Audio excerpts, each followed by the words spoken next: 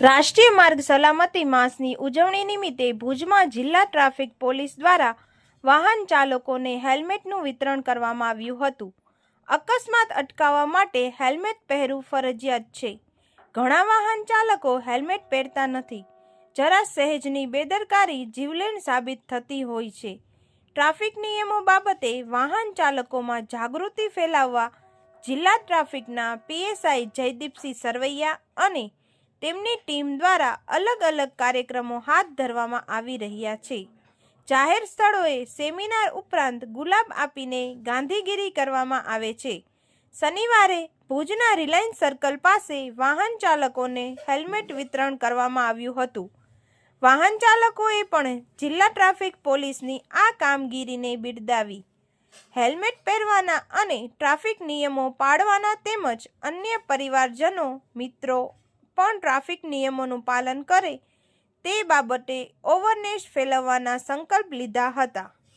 Helmet વિતરણમાં ભુજની જોલી auto એજન્સીના જેકી મહેશભાઈ ઠક્કર અને ભુજ બ્લોગર્સના સહયોગ રહ્યો હતો. કેશવી જેવી રાષ્ટ્રીય માર્ગ સલામતી માસ અંતર્ગત જિલ્લા ટ્રાફિક પોલીસ દ્વારા હેલ્મેટ વિતરણનો કાર્યક્રમ યોજાયેલ હતા આજે. સો બધાને એ જ કહેવા માંગીશ કે હેલ્મેટ અવશ્ય પહેરવું, સીટ બેલ્ટ લગાવવું અને ડ્રાઇવિંગ કરતા ટાઈમ ફોનનો યુઝ કરવો યા વિડીયો શૂટિંગ કરવું કે એ અવોઇડ કરવું.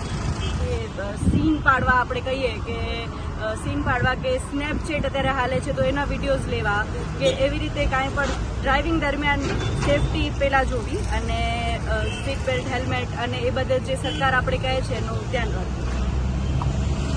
આજરોજ માર્ગ સલામતી માસ પરવા ખેર 35માં માર્ગ સલામતી માસ અન્વયે ભુજના જે મોટર વાહનના જે ચાલકો છે એને હેલ્મેટનું વિતરણ કરવામાં આવ્યું છે. આશરે 40 જેટલા હેલ્મેટનું વિતરણ કરવામાં આવ્યું છે. સાથે સાથે ટ્રાફિકના જે નિયમો છે એ નિયમો અંગેનું પેમ્પલેટનું વિતરણ કરવામાં આવ્યું છે. ગુલાબનું પણ વિતરણ કરવામાં આવેલું છે. એક જ ઉદ્દેશ્ય છે કે જે વાહન ચાલકો જે છે એ પોતાની અને પોતાના પરિવારની પરવા કરે, કેર કરે, ટ્રાફિકના નિયમોનું પાલન કરે. જય હિન્દ, જય ભારત.